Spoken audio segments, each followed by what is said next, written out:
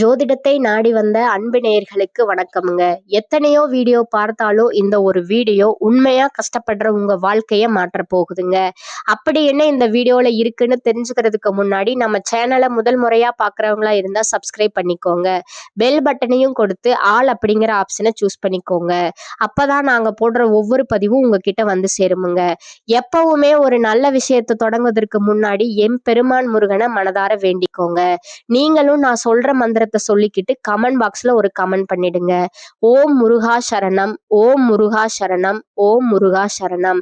இந்த ஆண்டு பொங்கல் பண்டிகைக்கு பிறகு உங்களை விட்டு நீங்கும் உறவு குறித்த 100% துல்லியமான கணிப்பு சிம்ம ராசிக்கு என்ன சொல்ல போகிறது என்பதை பார்த்த உடனேயே சிம்ம ராசிக்காரர்களின் மனதிற்குள் ஒரு சின்ன பயமும் ஒரு பெரிய ஆவலும் ஒரே நேரத்தில் கிளம்புங்க. அந்த உறவு யார் மற்றும் அது என்ன உறவு என்ற பல கேள்விகள் உங்கள் மனதில் ஓட ஆரம்பிக்கும். நம்முடைய வாழ்க்கையில் இவ்வளவு நாள் இருந்தவர்களா அல்லது சமீபத்தில் நெருக்கமானவர்களா என பல கேள்விகள் எழுமுங்க. உண்மையை சொல்ல வேண்டும் என்றால் கடந்த 6 வருடங்கள் சிம்ம ராசிக்காரர்களுக்கு சாதாரண வருடங்கள் கிடையாதுங்க. பொங்கலுக்கு பிறகு இது ஒரு கிளியரிங் மற்றும் ஃபில்டர் காலமாக அமைய போகுதுங்க. உண்மை முகங்களை வெளிக்கொண்டு வரும் காலம் இது. இதுவரைக்கும் நீங்கள் உறவு என்று நினைத்து சுமந்து வந்த பல விஷயங்கள் உண்மையில் உறவு அல்ல. அது உங்களுடைய பழக்கம், பழைய பயம் அல்லது தனிமையை தாங்க முடியாத மனநிலை.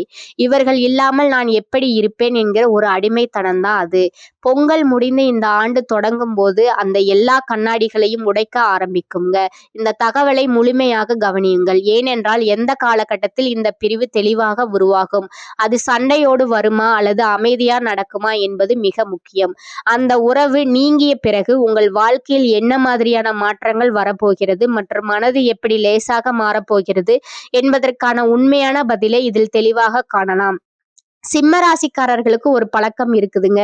உள்ளுக்குள் எவ்வளவு சுமை இருந்தாலும் வெளியில் வரும்போது நம்பிக்கையோடு நிற்க வேண்டும் என்று நினைப்பாங்க. அதனால நீங்கள் உங்கள் சந்தேகங்களையும் சோர்வையும் பயத்தையும் உங்களுக்குள்ளேயே அமைதியா தாங்கி கொண்டிருப்பீங்க. பொங்கலுக்கு பிறகு உங்களுக்கு ஒரு முக்கியமான மாற்றம் வர வாய்ப்பு இருக்குதுங்க. கடவுளின் துணை உங்களோடு இருக்குங்க. கிரகங்களோட ஆதரவும் உங்களை விட்டு விலகாதுங்க.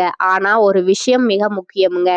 நீங்கள் உங்கள் தன்னம்பிக்கையை தவற விடக்கூடாதுங்க. வாழ்க்கை எல்லாருக்கும் ஒரே மாதிரி நடப்பதில்லை. சில பேருக்கு அங்கீகாரம் சீக்கிரம் வரும், சில பேருக்கு தாமதமாக வரும். அதற்காக மற்றவர்களின் உயரத்தை உங்கள் வாழ்க்கையோடு ஒப்பிட்டு உங்களை நீங்களே குறைத்துக் கொள்ளாதீர்கள். உங்களுக்கென்று ஒரு இடமும் நேரமும் இருக்கிறது. இந்த ஆண்டு பொங்கலுக்கு பிறகு என் வாழ்க்கையை ஒரு உறுதியான நிலைக்கு எடுத்தே ஆக வேண்டும் என்று மனதிற்குள் தெளிவாக நினைப்பவர்களுக்கு இது பொருந்தும். இதுவரை நான் தாங்கியது போதும், இனி நான் என்னை முன்னிலைப்படுத்த வேண்டும் என்று உண்மையாக நினைக்க வேண்டிய காலம் இது. பொங்கலுக்கு பிறகு நீங்கள் என்ன செய்ய வேண்டும் மற்றும் என்ன செய்யக்கூடாது என்பதை புரிந்து கொள்ள வேண்டும். இதுவரை உங்கள் வாழ்க்கையில் எந்த இடத்திலே நீங்கள் அதிகமாக நிரூபிக்க முயற்சி செய்தீர்களோ அது எப்படி உங்கள் வாழ்க்கையை இந்த நிலைக்கு கொண்டு வந்தது என்பதை உணர வேண்டும். இனி எதை தொடர வேண்டும், எதை விட வேண்டும் என்பதை பற்றி நிதானமாக சிந்திக்க வேண்டும். இது பயம் காட்டும் தகவல் அல்ல, உங்கள் வாழ்க்கைக்கு ஒரு திசை காட்டும் தகவல். பொங்கலுக்கு பின் இந்த ஆண்டு உங்களுக்கு என்ன கொண்டு வரப்போகிறது என்பதையும் நீங்கள் எப்படி நடக்க வேண்டும் என்பதையும் இது விளக்குகிறது. இதுவரை எப்படி இருந்தாலும் இனி அதற்கான அர்த்தம் மெதுவாக புரிய ஆரம்பிக்கும்.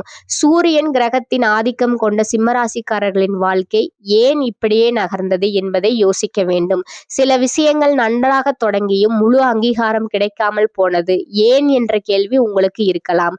நீங்கள் முயற்சி செய்தீர்கள், ஆனால் அதற்கான மதிப்பு கிடைக்கவில்லை என்ற உணர்வு உங்களுக்கு வந்திருக்கும்.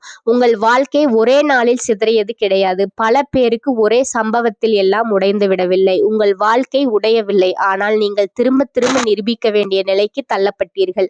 அதனால்தான் நான் தப்பாக இருக்கிறேனா அல்லது என்னால் தான் முழு உயரம் வரவில்லையா என பல வருஷங்களா உங்கள் மனதிற்குள் மௌனமாக ஒரு கேள்வி ஒலித்து கொண்டே இருக்குதுங்க.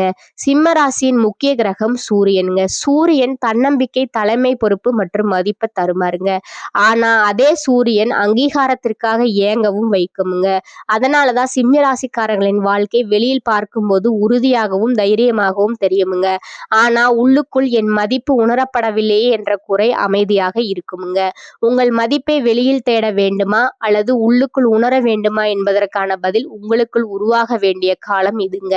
பொங்கலுக்கு பிறகு இந்த நிலை மாறப்போகிறதுங்க. சிம்ம ராசிக்காரர்கள், நீங்கள் எல்லாவற்றையும் நானே செய்ய வேண்டும் என்று நினைப்பதையும் மற்றவர்கள் என்னை ஒருபோதும் குறைவாக எடை போட்டு விடக்கூடாது என்று பயப்படுவதையும் முதலில் விட வேண்டும்.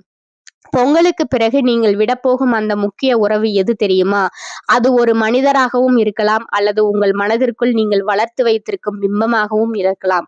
இதுவரை யாரோ ஒருவருக்காக அல்லது ஒரு சிலருக்காக உங்களை மாற்றிக்கொண்டு அவர்கள் சொல்லும் அங்கீகாரத்திற்காக காத்திருந்த அந்த அடிமைத்தனமான உறவுதான் உங்களை விட்டு நீங்க போகுதுங்க. இது ஒரு மிகப்பெரிய விடுதலை. நீங்கள் யாருக்கும் எதையும் நிரூபிக்க வேண்டிய அவசியம் இல்லை என்பதை பொங்கலுக்கு பிந்தைய காலம் உங்களுக்கு மிக அழுத்தமாக புரிய வைக்குமுங்க. இந்த காலகட்டத்தில் உங்களை சுற்றி இருக்கும் மனிதர்களில் யார் உண்மையானவர்கள், யார் போலியானவர்கள் என்பது வெட்ட வெளிச்சமாகும்.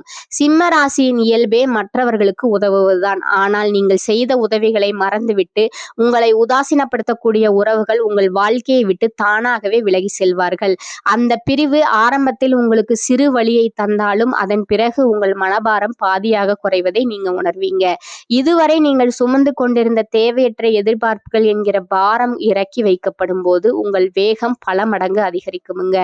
பொங்கலுக்கு பிறகு சனி பகவான் மற்றும் குரு பகவானின் மாற்றங்கள் உங்கள் ராசிக்கு சாதகமான சில திருப்பங்களை கொடுக்குமுங்க. குறிப்பா தொழில் மற்றும் வேலை நிமித்தமா நீங்கள் எடுத்து வந்த முயற்சிகளுக்கு பலன் கிடைக்க தொடங்குமுங்க. இதுவரை உங்களுக்கு வரவேண்டிய புகழும் பெருமையும் வேறு ஒருவருக்கு சென்றிருக்கலாமுங்க. ஆனா இனிமேல் உங்கள் உழைப்பிற்கான பலன் உங்களை வந்து சேருமுங்க.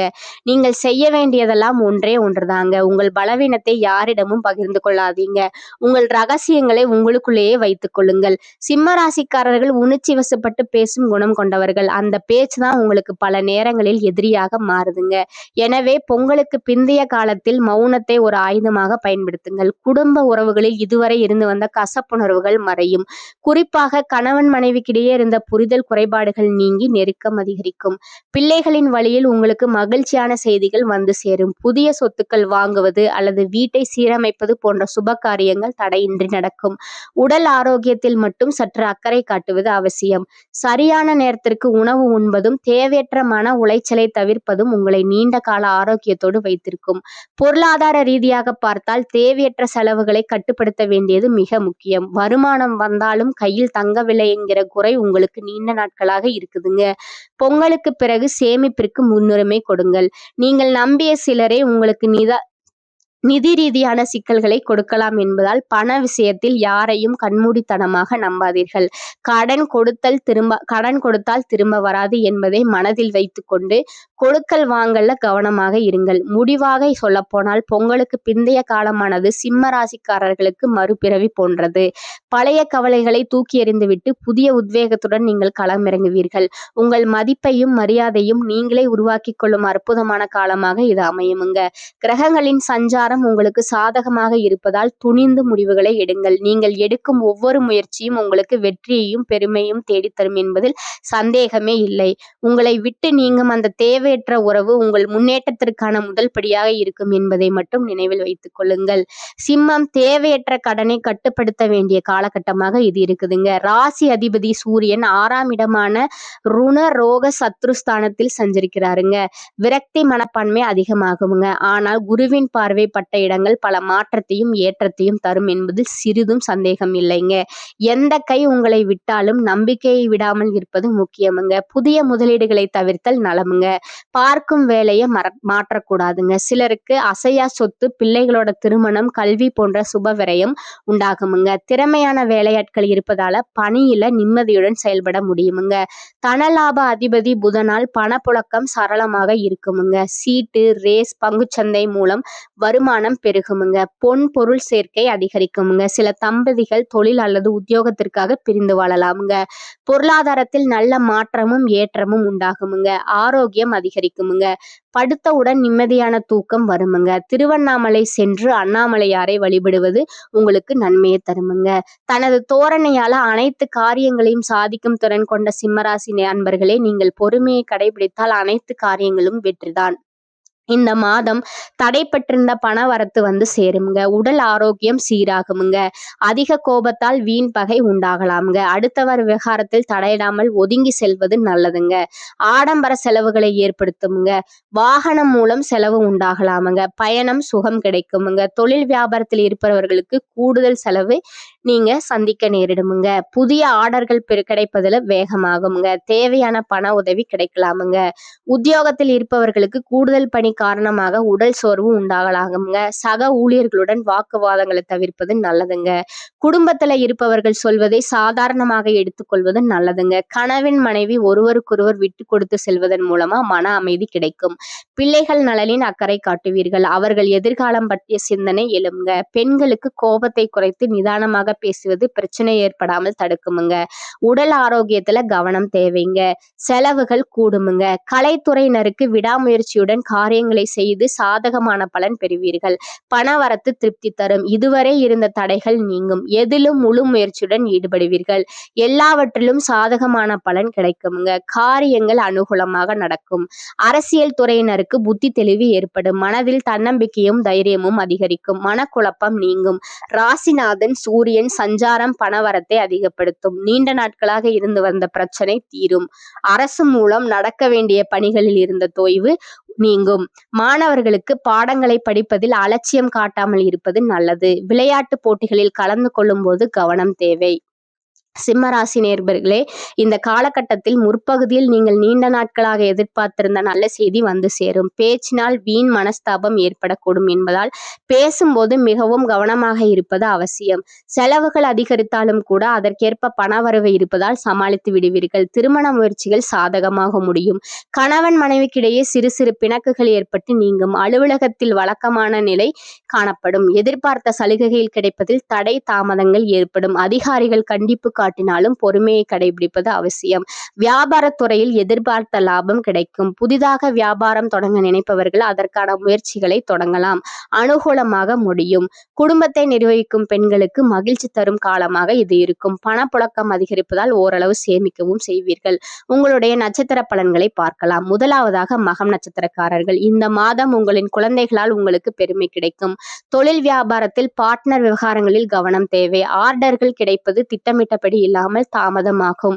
வேலையாட்களிடம் கவனமாக இருப்பது நல்லது. நல்ல முன்னேற்றம் காணலாம். வீண் அலைச்சல் மற்றும் வீண் விரயம் இனி ஏற்படாது.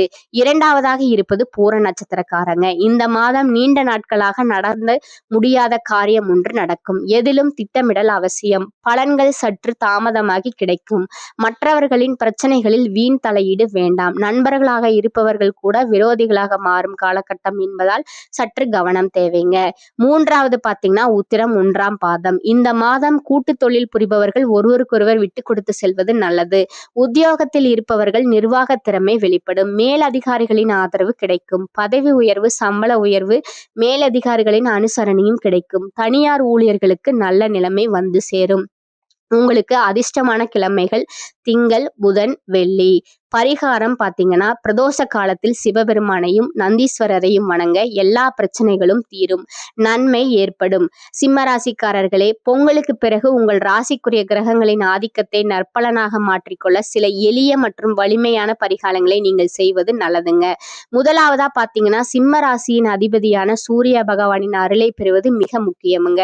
ஒவ்வொரு ஞாயிற்றுக்கிழமையும் அதிகாலை சூரிய உதயத்தின் போது சூரிய நமஸ்காரம் செய்வதை வழக்கமாக்கி கொள்ளுங்கள். ஒரு செம்பு பாத்திரத்தில் தண்ணீர் எடுத்து அதில் ஒரு சிட்டிகை குங்குமம் அல்லது சிவப்பு மலர்களை போட்டு சூரியனை பார்த்தபடி அர்க்கியம் விடுவது உங்கள் ஆளுமை திறனை அதிகரிக்குமுங்க. இதனால் உங்கள் மீதான தேவையற்ற விமர்சனங்கள் நீங்கி மதிப்புகள் உயருமுங்க.